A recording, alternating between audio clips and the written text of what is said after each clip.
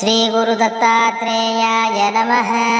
दत्तात्रेयं महात्मानं वरदं भक्तवत्सलं प्रपन्नार्तिहरं वन्दे स्मृत्रगामी सनोऽवतु। दीनबन्धुं कृपासिन्धुं सर्वकारणकारणं सर्वरक्षाकरं वन्दे स्मृत्रगामी सनोऽवतु। शरणागतदीनार्तपरित्राणपरायणं नारायणं विभुं वन्दे स्मृत्रगामी सनोऽवतु।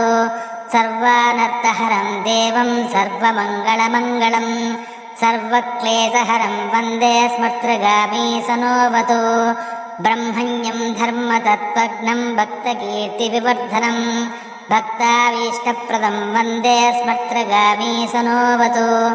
शोषणं पापपङ्कस्य दीपनं ज्ञानतेजसः तापप्रशमनं वन्दे स्मृत्रगामी सनोऽवतु। सर्वरोगप्रशमनं सर्वपीडानिवारणं विपदुद्धरणं वन्दे स्मृत्रगामी सनोऽवतु। जन्मसंसारबन्धघ्नं स्वरूपानन्ददायकं निःश्रेयसपदं वन्दे स्मृत्रगामी सनोऽवतु।